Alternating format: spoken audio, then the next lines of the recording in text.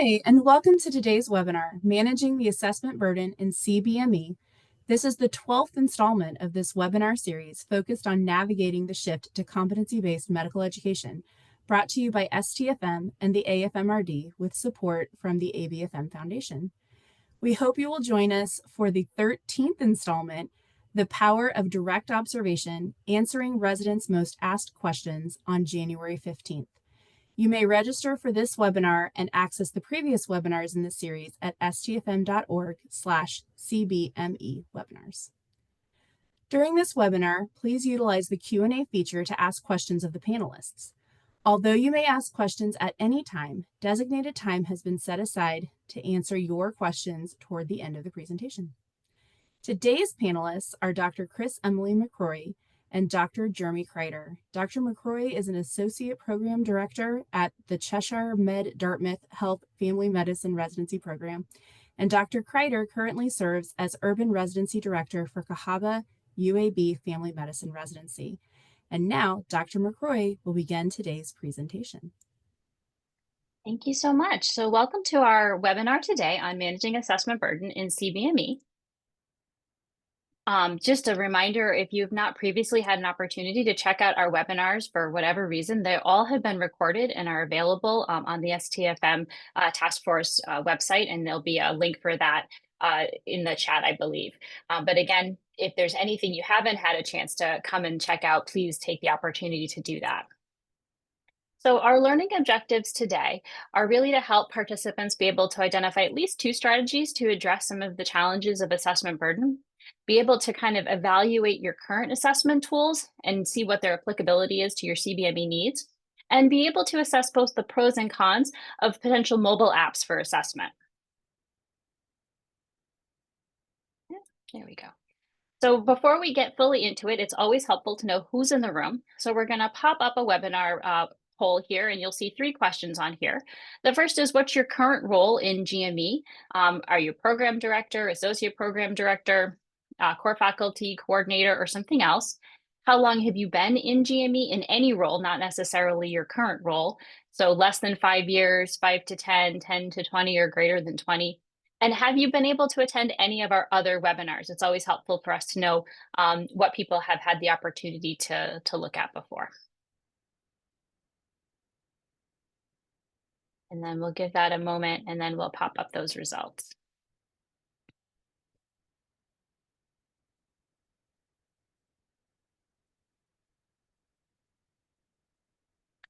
All right, excellent.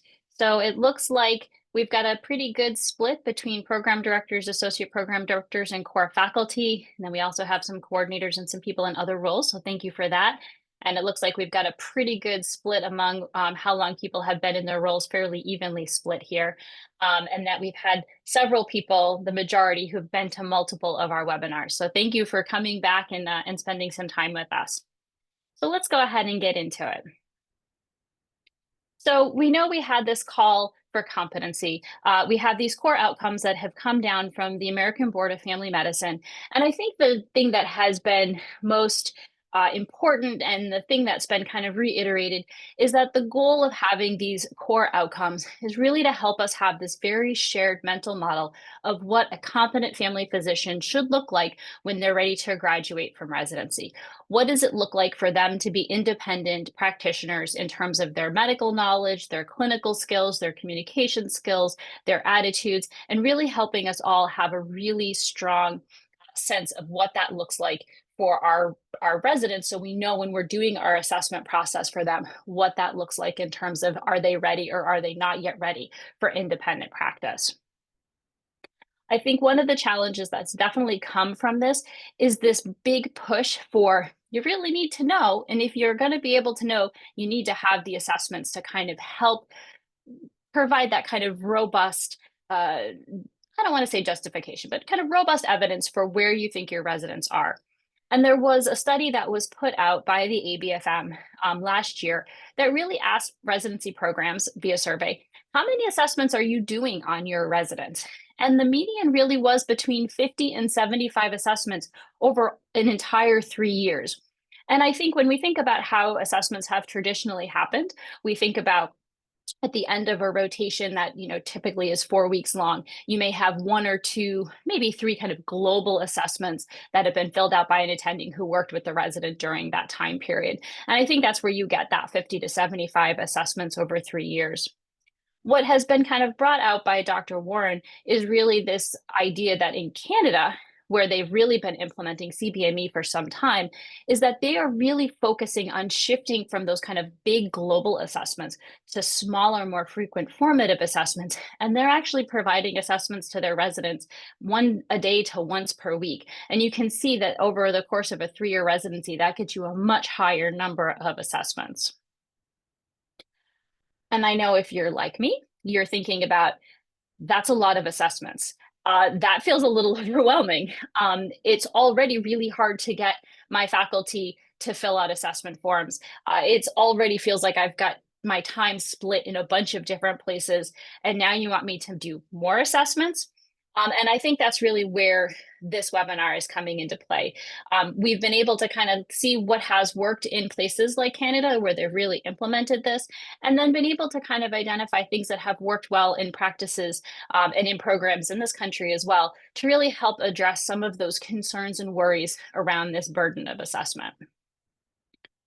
So we're going to talk in kind of two groups. We're going to start by talking about kind of the burden that the faculty feels.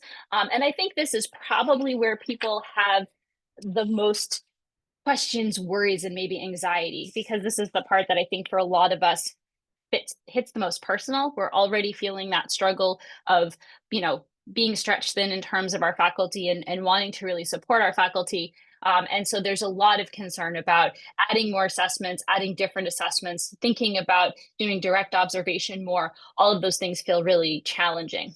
As we get a little bit further on, we're also going to talk a little bit about the burden of assessment on learners and on residents, and how that can be a little bit challenging. So the first kind of piece to this is that faculty workload. There really is this kind of increased faculty burden. If you are filling out more assessments, then that's going to take more time to do, and it requires more energy, and it requires kind of just one more piece of paper that you have to fill out. And so thinking about ways to help it bring down some of that burden that comes from having to have more assessments becomes really important. And then the other piece is really that around that training your faculty and getting that buy-in from faculty. I think, many of us can think about anytime some new requirement comes down, some new expectation from either ACGME or ABFM, and there's initially like, why do we have to do this now? There's already so many other things. So we're going to talk a little bit about ways to help with those two pieces in particular.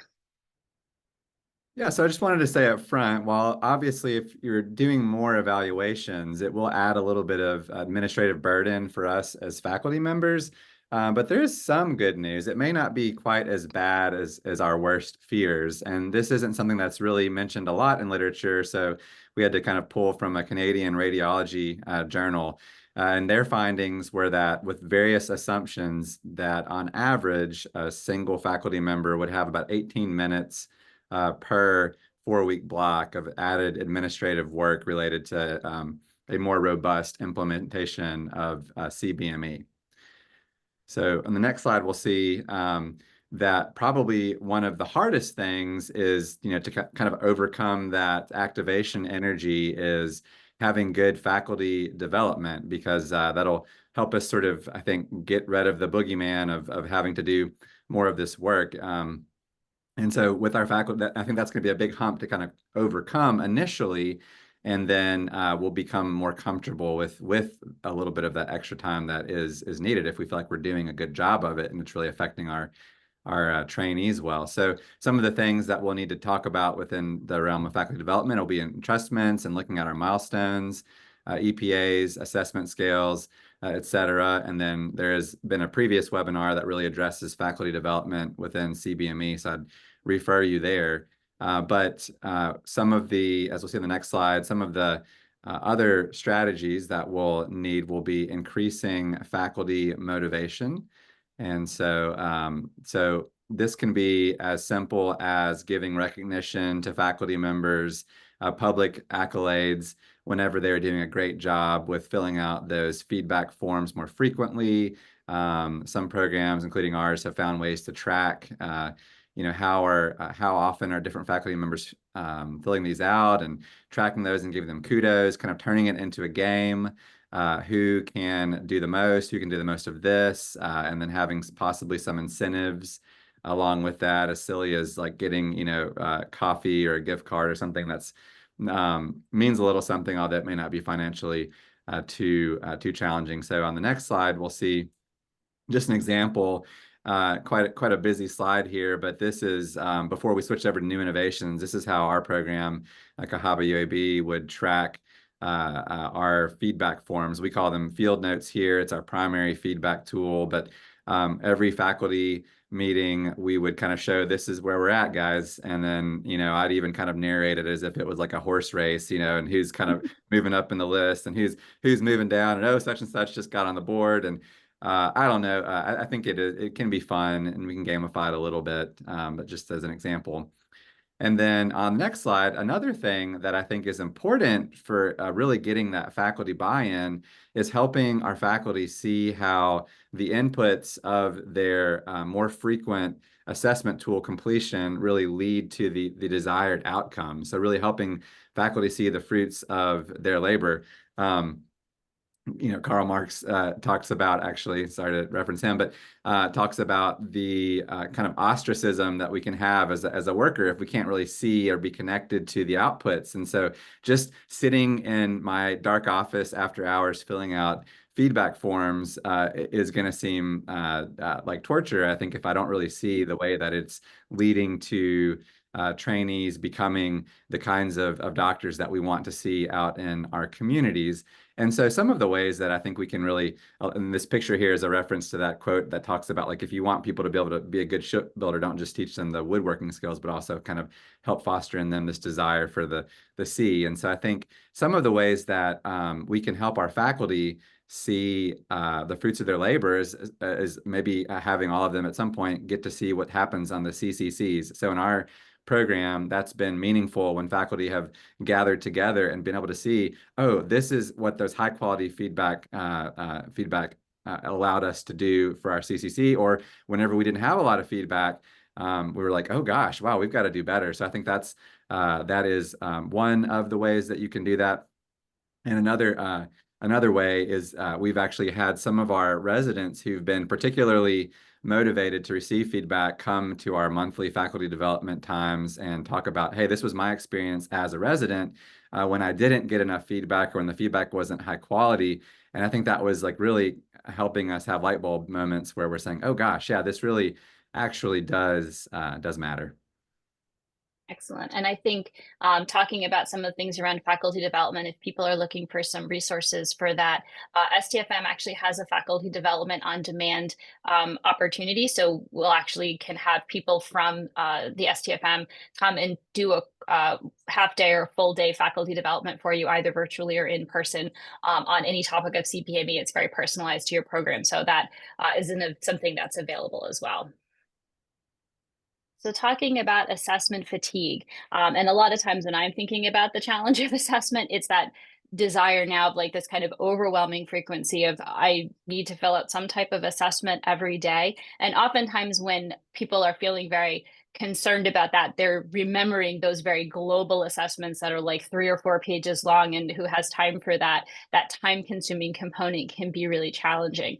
And so thinking about some of the ways that we can increase efficiency and make that kind of fatigue around the assessment a little bit less overwhelming.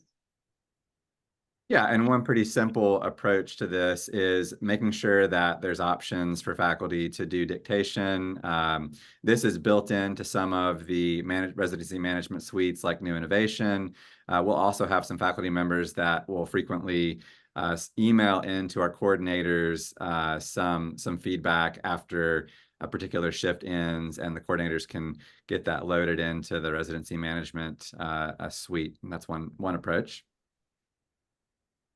And then thinking about just a different type of assessment altogether, thinking about the fact that if you have a lot of smaller frequent assessments, each assessment does not necessarily have to cover every single competency.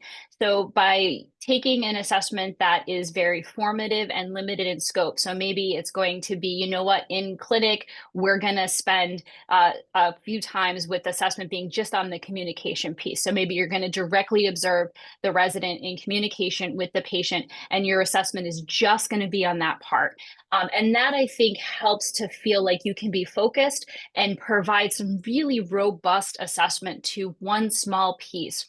And when you have multiple of those small pieces, then you really start to hit all of the highlights that you were looking for in that large global assessment that maybe were harder to get at, because after you've gotten to like the third or fourth or fifth question, you're having trouble keeping everything straight. So being able to have those assessments that are based on a very specific instance in time, that are very formative in nature, and very limited in scope, can actually be really helpful in helping people to feel more like they can do this, because it's not going to take them a half an hour to fill it out. It's going to take them about 5 minutes. And after they've done it several times, they know what they're looking for when they're talking and observing this resident. They know what's already on the form, and they're already starting to think about how that's going to need to go into the assessment form. The other thing that we have done is we found that there were lots of opportunities, particularly on our inpatient medicine service, where things could kind of happen in the moment, and feeling like, oh, I would love to record that the resident did this thing, and it doesn't really fit on, you know, our scheduled assessments. We actually created within New Innovations an on-demand assessment that was quite literally just a text box that someone could kind of bring that right up, dictate right into the app, hey, this is the thing that happened on the service that was great for this resident. And then we have access to those smaller assessment pieces as well. Yeah, so segueing with that, so we also had created an on-demand feedback form. We can call it our field notes in our program, but it was a way for us to be responsive, to have easier assessment tools. We've already alluded to some of those more historical forms that were very intimidating and perhaps devised by the IRS or some other entity like that. So we really, these two questions, what has been done well and what could be done differently, this is our primary feedback form that we get the bulk of our feedback using. And we just found, yeah, this is much more feasible and doable. It's easier to dictate kind of into this. And like Chris Emily was just saying, it really is applicable in a range of settings. Okay. So then getting into just assessment tool limitations. So some of the challenges that can happen with our tools is that we can sometimes have some over-reliance on specific tools. And I think that, again, gets into some of that piece around some of the overuse of the general globals, and then some of the tech barriers that can kind of come along with it. And we talked about some of the ways to start to overcome that in terms of thinking about dictation, in a sense of being able to utilize tools that way. And then getting back to some multi-source. I apologize. It looked like my slides got rotated. Go ahead, Jeremy. Sure, yeah. So multi-source assessment is a great way to take some of the pressure off of both the limitations of the tools, but also just the faculty workload. So if you can find ways to delegate to perhaps your coordinators, or in our program, we have a really fantastic research and curriculum coordinator. And we're able to sort of allow them to enter in some data in these domains that are there on the screen. And so that whenever the CCC gathers, our sort of prep sheet that we use and a spreadsheet already has loaded into it by those personnel things related to these pieces, which are very relevant for assigning milestones. And so I think hopefully you can find ways to do that, to take some of that pressure off, but still get that more global, holistic perspective that's needed in the CBME world. And then so people don't feel like they have to reinvent the wheel. Jeremy just showed us a whole bunch of opportunities for different types of assessment tools, and we are really starting to rethink about what an assessment tool could look like. And really the next piece comes, so how do I decide based on what my core outcomes are, or maybe what my milestones are, really like, how do I start? And I think for a lot of us in programs, trying to kind of migrate from just having a handful of tools to really having an arsenal of tools is really important. So fortunately for us, the STFM CBME task force has really done this very robustly.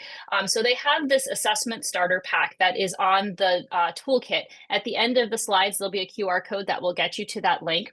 This is just one piece from that, but the document is actually quite robust. And what it has is it includes for each outcome. So this shows you outcome number 1 from the ABFM, and then the related subcompetencies. So you can see, oh, this outcome is related to patient care 2, patient care 3, patient care 5. And since we've been doing milestones for over a decade, a lot of us have some of those pieces already. And we go, oh, this is the assessment tool that we've been using for medical knowledge 1. Okay, this also fits into outcome 1, and that can be helpful. And then, has some of the associated program requirements. You can really make sure you're meeting all of those pieces. And then this column of potential assessment tools that could be used to measure performance related to those outcomes and related to those subcompetencies. And what I think is really wonderful is when you get to the actual document on the site, it also has hyperlinks to specific tools. So if there's kind of like, hey, you could use a simulated chart review, there is a link to get you to a simulated chart review template and things like that. So if you haven't had an opportunity to utilize this assessment starter pack, it's a great place to really get a hold of a whole bunch of different ideas for tools. And this is just yet another plug for the active assessment using direct observation tool that the SCFM has worked with New Innovations and MedHub to have that entered in. I think this has been discussed pretty extensively in prior webinars, but we just wanted to mention it again here. And then another thing, no matter how great your assessment tools are, if you're not actually observing the residents, then it's the best tool isn't going to help you. And so just a plug for leveraging technology however you can. In our program, we have cameras in the rooms. I know many of your programs will do this as well. They're not recorded.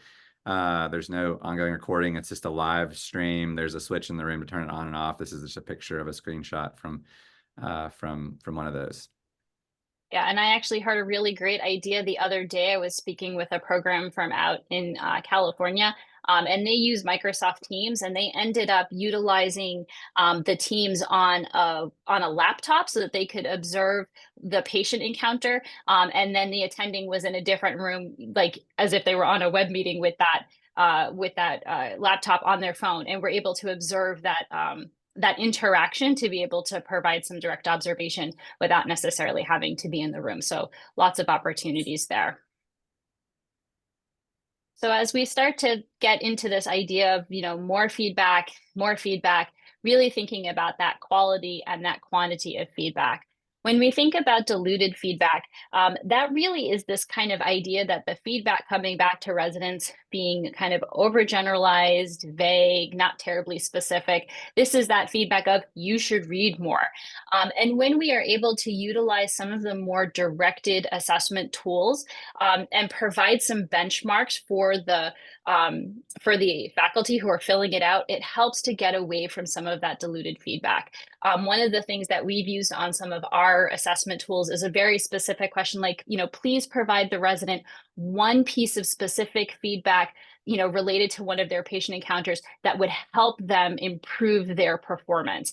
And really trying to encourage our attendings to make that very specific. Like, we noticed on the surgery rotation, noticed that you did not know the management recommendations between non-surgical and surgical interventions for acute appendicitis. You should, look up those specific guidelines so that residents kind of know, if you want them to read more, what specifically you would like them to read more on. And then thinking about some of the challenges around inconsistent feedback. And I think this is something that is always a challenge where you have maybe one faculty member who has one idea of like what they think. If you've got a Likert scale of 1 to 5, well, this is what a 5 is, and their 5 is not what somebody else's 5 is. And so thinking about ways that your tools can be used to have some very specific behavioral anchors on them to be able to help have some consistency there. And so in the realm of quality of feedback, I think one of the burdens on both faculty and residents or fellows or students or anyone really, any learner, is that quality of feedback. And so we really love this prepare to adapt model. It is a very straightforward approach to consistently giving feedback based off of direct observation. And I think it'll help faculty be more confident about giving good feedback and residents be more satisfied with the quality of feedback that they're getting.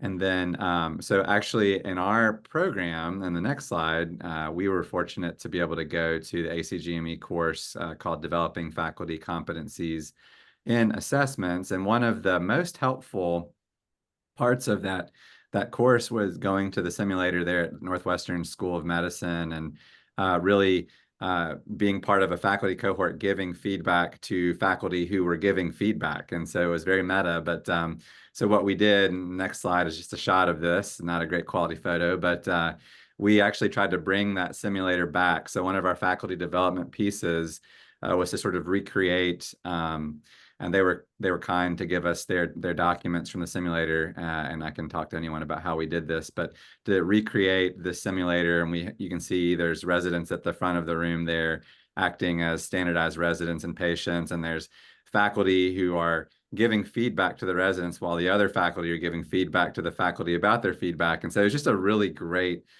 simulator and really helped us work through utilization of that prepare to adapt tool that we just showed. I thought this is a very effective way to do faculty development around this.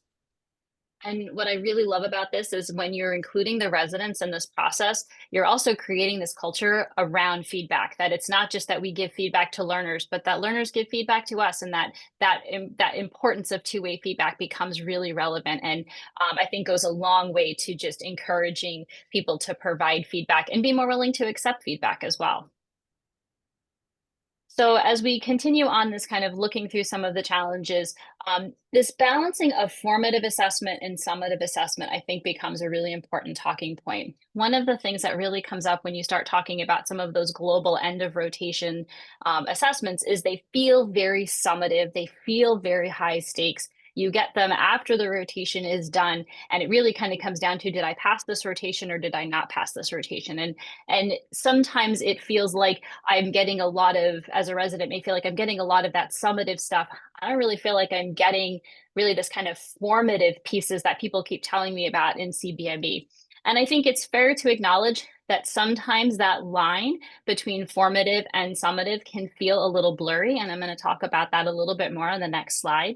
I think the other challenge can be that if we don't spend enough time on the formative part and we spend too much time making everything kind of a high stakes summative decision, we start to lose that emphasis on a holistic view where we're really trying to get at all of the pieces of what contributes to them being able to demonstrate competency, and knowing that it's going to take several iterations before they get there. And so being able to have a real focus on formative assessment is going to be able to help residents get where you need them to go, and feel a little bit less worried about making some of those mistakes that you expect them to make and trying out new things that you need them to try out so that they can be able to grow in their journey. As we think about how to bring formative and summative together, I always think about formative as being those assessment tools that are happening frequently, daily, weekly, that are very short in scope, usually are associated with maybe 1, 2, or 3 kind of encounters at a time, are happening, and the information is being given to that resident in a very timely manner so that they can take that information and they can act on it the next time they're in that similar clinical encounter and be able to grow and get closer to the outcome that they want to be at. And then thinking about those summative pieces as being very aggregated, multi-source. you should never ever be making any kind of summative decision based on one experience or one assessment. Really needs to be bringing together all of those formative assessments together, coming together to make that summative decision. What I like to tell my residents is any one assessment is not going to sink you. Any one assessment is not going to decide the rest of your career. So if we have a whole bunch of those assessments and they had a bad day and there's one really cruddy, kind of piece in there and the rest are really showing growth and we're getting there, then I know what the pattern is because I have enough data pieces to be able to see what that pattern is. But if I see a pattern that says, they're really not meeting this benchmark in multiple spaces, then I can point to that pattern and say, hey, this is a space we need to keep working on. And so being able to have both those kind of like in the moment formative pieces and those coming together summative pieces are really important. And then the other part that I think with CBME becomes a little bit more challenging is really this kind of assessment for non-technical skills, and really trying to keep in mind that more holistic assessment. And I think about non-technical skills, I think about the challenges we have around assessing professionalism, and all of the nuances that go into that, and thinking about this is a great place to kind of include your residents in the discussion. What does it look like to have your stuff done in a timely manner? And being able to, as a group, really set the expectations for that. And being able to think about those more complex competencies where, information from a patient and information from a peer and information from the clerical or clinical staff, can be just as valuable as what an attending saw in a direct observation. And how do you bring all of those pieces together to really get at a robust assessment of what a resident is able to do? And so as we are trying to get what the resident's able to do, we want to really make sure, as Chris and Emily alluded to earlier, that our anchors and our rating scales are intuitive, they're relevant, they're what we really care about, they're not too hard to figure out what they mean. And so a lot of CBME movement has included using entrustment anchors. And so in the next slide, you'll just see an example of that. There was a whole previous webinar on let's talk about entrustment that I'd refer you to. But just in short, in case perhaps you've not seen a lot of these type of, what am I trying to say? Sorry, entrustment anchors. This is an example from that active assessment using direct observation form that we mentioned earlier that's in New Innovations and MedHub.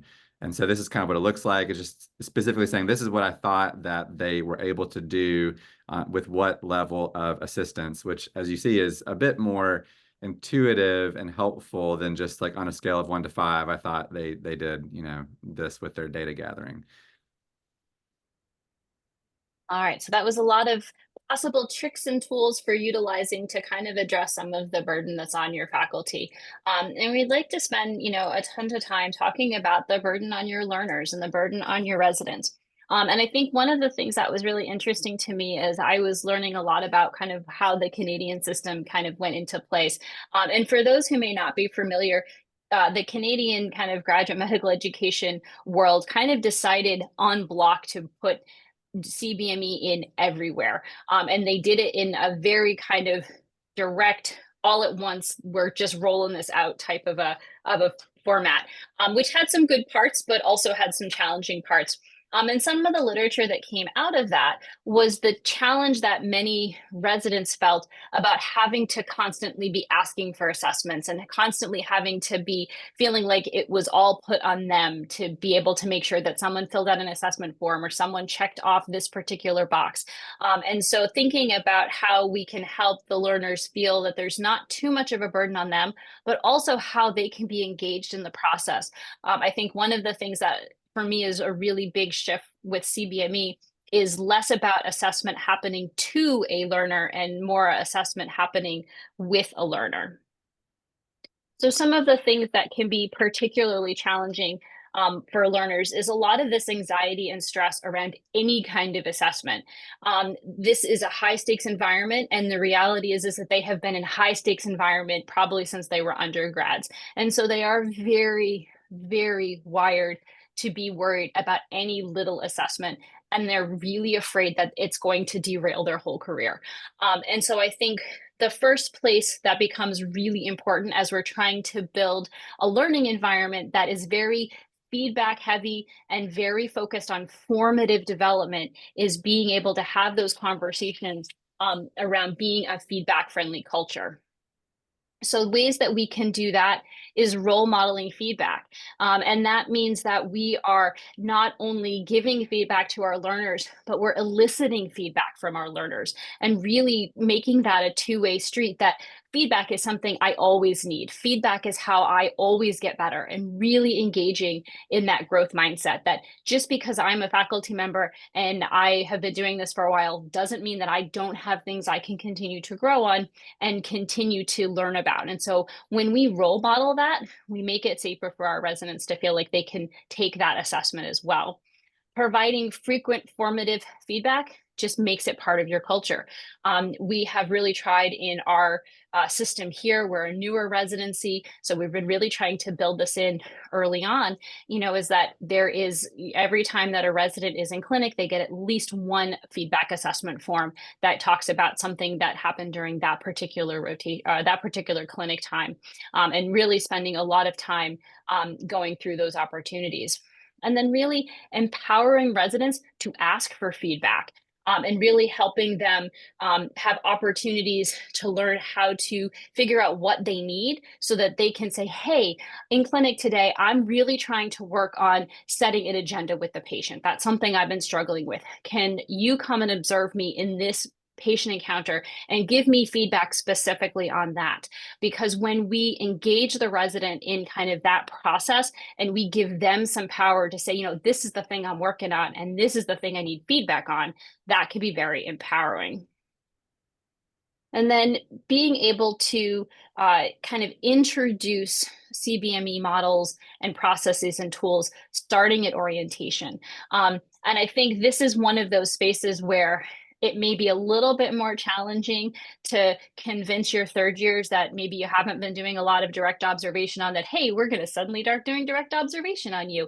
But it is something that starting with your intern classes, you can kind of build this process and build this culture. And so things that we did for our orientation this year is we really started by taking CBME and the assessments that we were doing and linking it to the milestones and the core outcomes, and really being like, this is why we're doing this, because this is the stuff that the ACGME says is really important. And this ABFM stuff is how you're going to be able to be eligible to sit for your boards.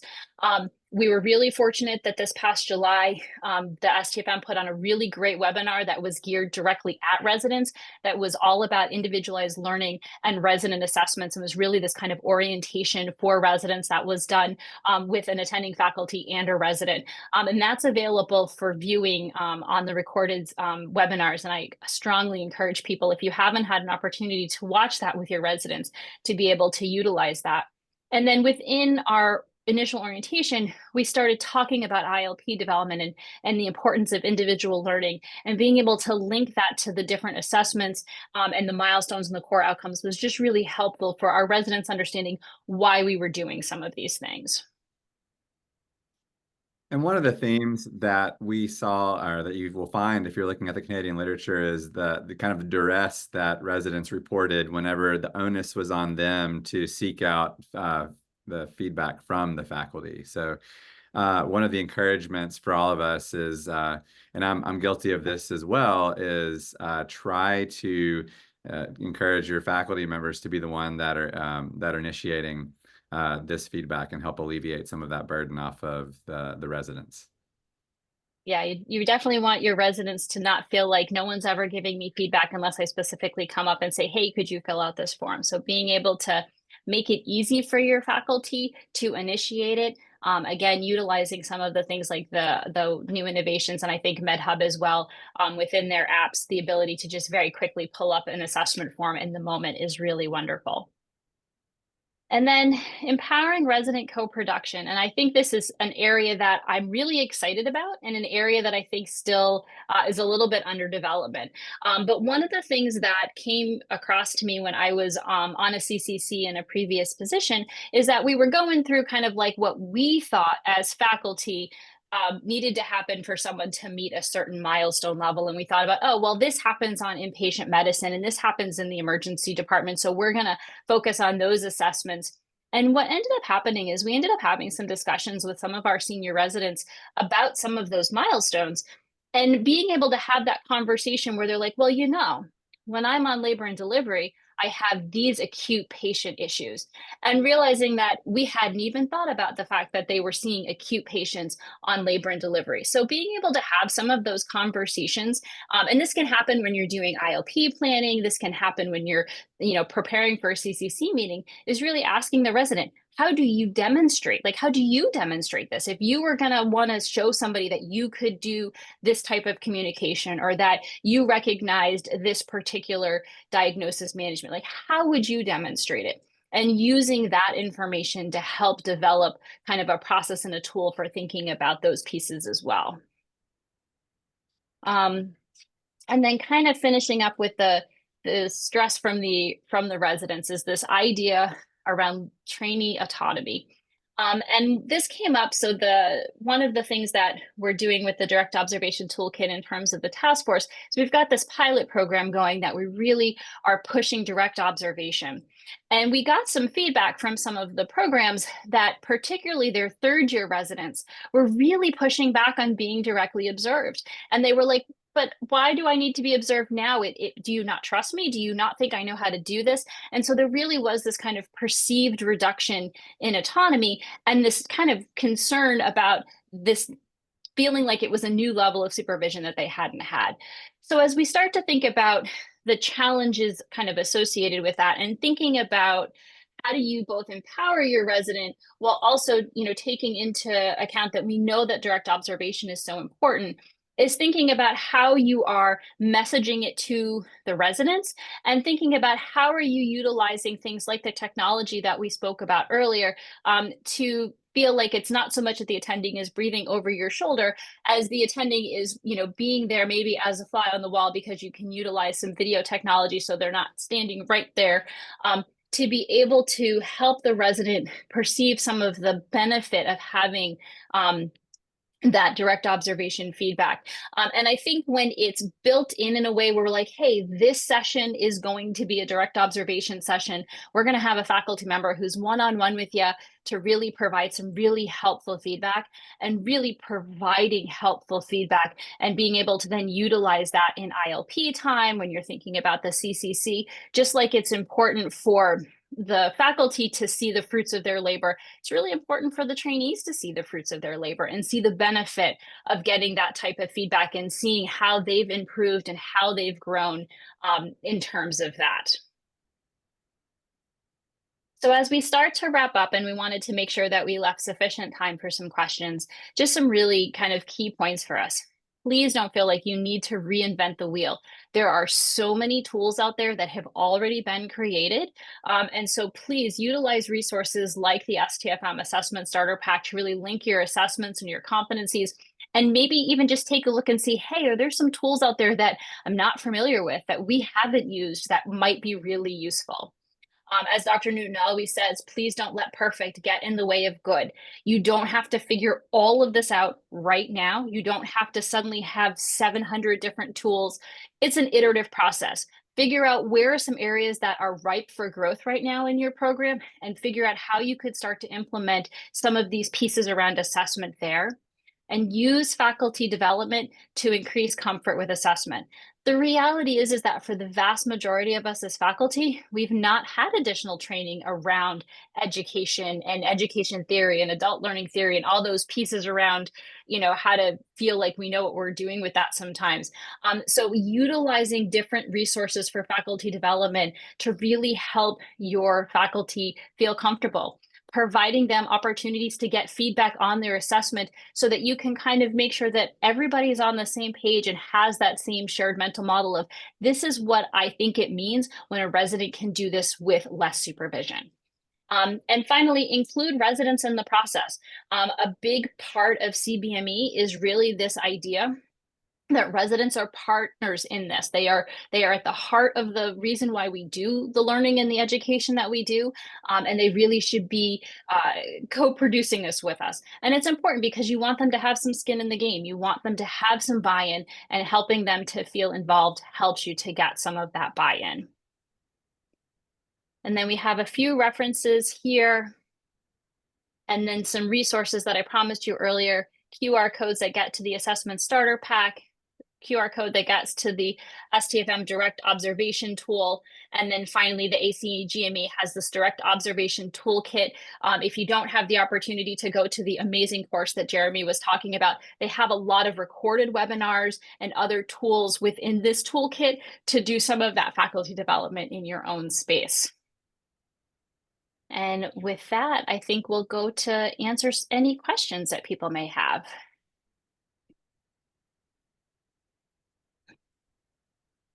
All right.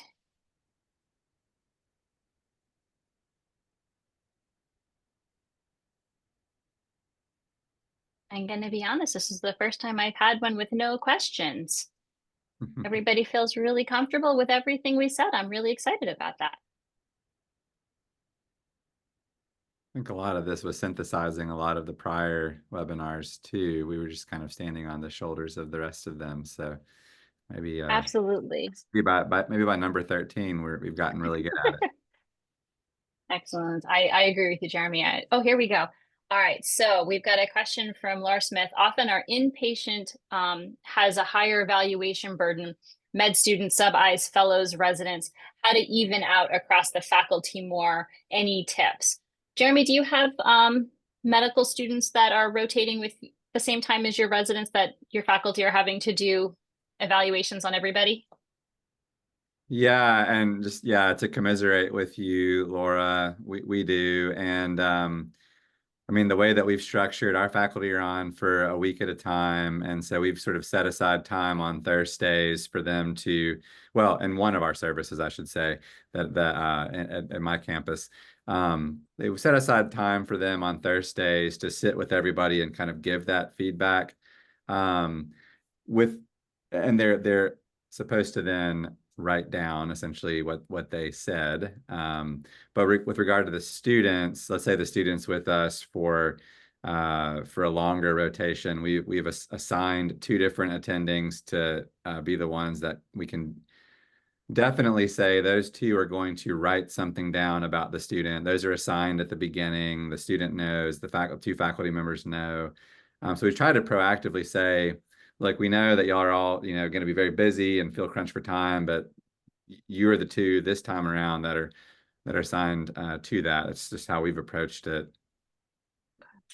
Yeah, I think some of the things that I hope will happen over time is that as more educational organizations, including medical schools, are actually starting to embrace some of the CBME concept as well, that there'll be some additional improvement in some of their assessment tools. I know that a lot of the medical student evaluations that I get are also still very global, so that can be a little bit challenging. But I think if you have the opportunity to make sure that the assessments that you have for your residents are less overwhelming, and again, those more smaller, frequent but smaller and have less of a cognitive load, then that can maybe help even out a little bit more. And then I've got a question about the STFM active assessment using the direct obs tool is great, but it's greater than 100 items. And I'm not sure if that's the direct obs tool or if that's the starter pack. Because I think the direct obs tool only has a few pieces to it. So I'm not sure if that's the thing that you're referring to, but we can certainly take a look at that. And I'll say too, with that one, at first glance, it looks longer than it really is functionally, because it allows you to sort of select the specific domain. Maybe you want to focus on history taking, and so then you can kind of ignore the whatever the number is, 10 other things that are there. So it may look more intimidating than it really is, but I agree, it does look lengthy. So we've got a question about finding that sharing the tracking of assessment completion at our faculty has only been marginally effective because maybe our faculty are less competitive, but wondering if there were thoughts on how to make that more effective to improve motivation. I think probably the best thing is figuring out what motivates your faculty. Some faculty are highly competitive, so anything you can turn into a contest is important. And sometimes that's less of what gets them going. What do you think, Jeremy, in terms of kind of motivating? Yeah, I agree that it does have it can have a limited effect. It's just one strategy among many. You know, it's not the end all be all, definitely in our program. I think whenever you see people that have made improvement or made gains, I think that really wanting to celebrate that, maybe some of the higher yield that can come out of that. Um, yeah, we didn't really mention the sticks. We kind of talked about the carrots, and you may not be in a position where you can reduce precepting abilities if you're not getting as much feedback completion from faculty, but that's another option. We've never actively done that either, but we've kind of talked about it. So anyway, yeah, I'm also commiserating with you, Thomas. Um, and then the single best way to decrease CBME burden if gamification and resident co-production isn't enough, especially if your faculty numbers are low, even if it's hopefully just temporary. So I'm absolutely feeling you here. So we're a brand new program. Our faculty are wearing so many hats that it can feel a little overwhelming. I think the advice I have in that space is to really, again, don't let perfect get in the way of good. Try to identify one, two, maybe three areas that you think right now are the most important areas. Maybe there's a competency that you really realize as you're going through the CCC, you know what, we're not really assessing this at all, and focus on that. Knowing that this process is not going to happen overnight, and it's okay as long as you're making progress in the right direction. What do you think, Jeremy?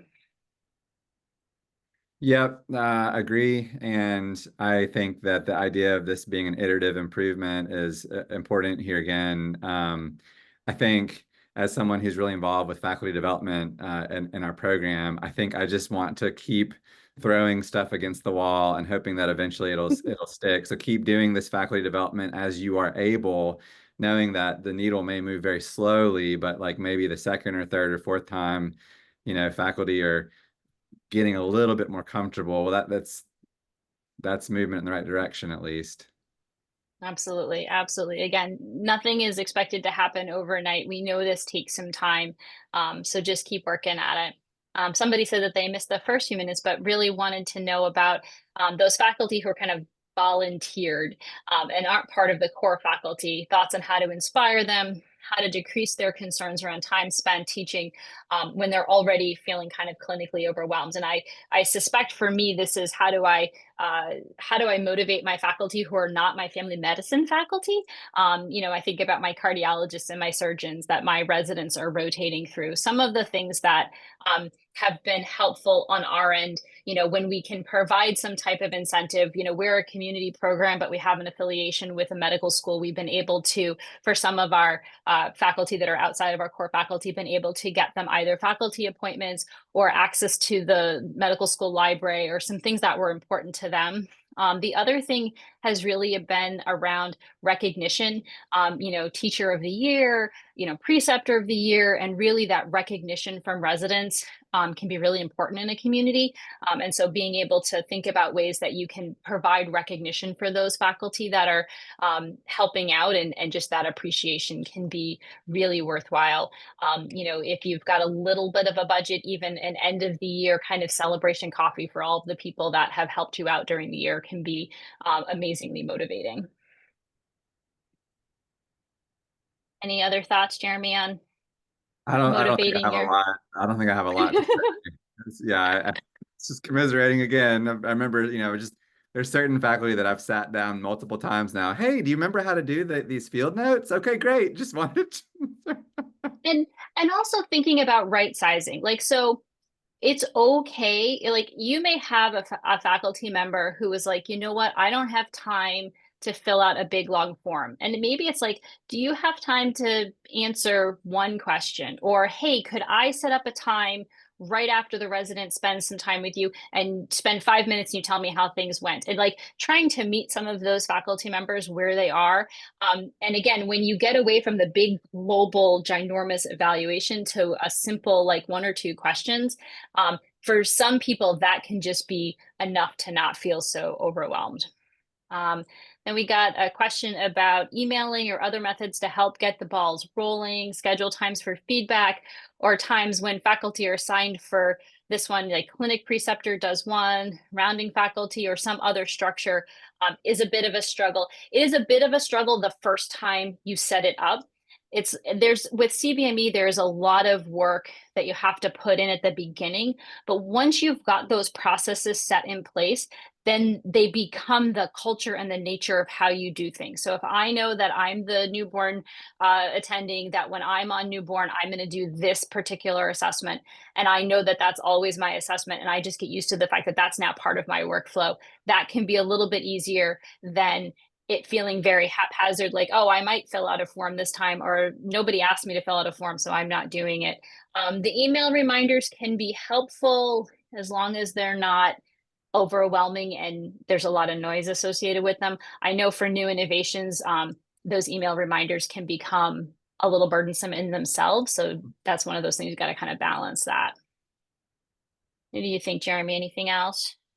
Yeah, I'll just say, like, I showed our field note tracker, as we call it, and there was the flip side of that tracker is it also kind of breaks down residents by who's had how many field notes put in. And so we've tried different things with various success, but we've had one of our kind of residency assistants in clinic, whenever there is a faculty member who's scheduled to precept, come by and say, hey, Dr. So-and-so, you're precepting, and this is who you have with you. And, such and such has had like one feedback form in the last 3 months. So please like emphasize them. So I think that there is something to be said about if you can get your system to work to do that can be helpful. Excellent. Wondering about how to close the loop in ascertaining that residents are using the assessment information. I think that is really a great opportunity when you're doing your advisor meetings and your ILPs, because that's really when residents can kind of have a discussion with the advisor that they work with about like, hey, let's look at this assessment data that you have and utilize that to kind of figure out your learning goals and figure out, kind of where you are in terms of your CCC levels and how we're journeying towards those core outcomes. So for us, it's really in that kind of realm of the advisor and in the terms of the ILPs. And I know that there's a lot of different timeframes for people when they're doing their ILPs. The ACGME certainly recommends at least once a year. I found that every 6 months, kind of lined up with the CCC meetings can be helpful. And then I think the task force is really recommending if you could do it quarterly, then that can give you some frequent opportunity for closing that loop. Knowledge about the Canadian colleagues and their experience with CBME and increased needs. The residents seem a bit dissatisfied there.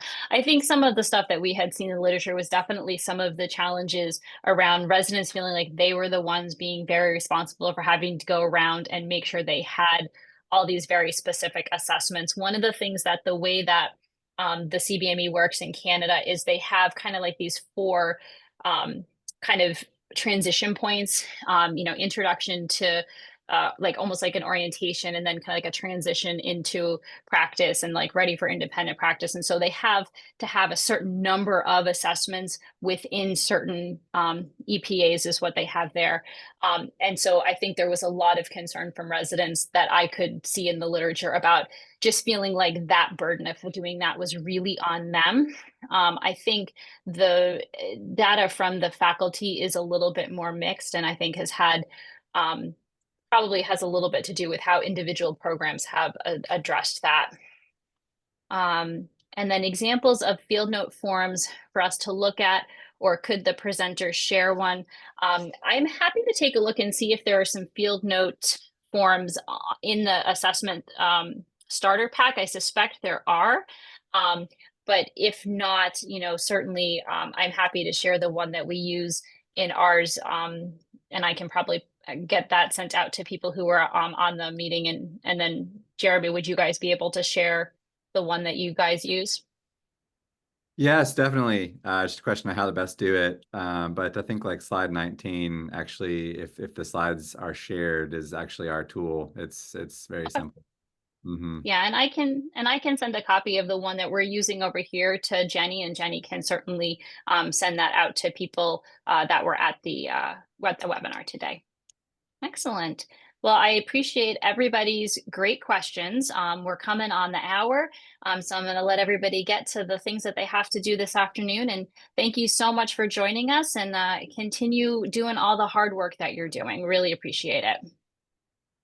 Thank you.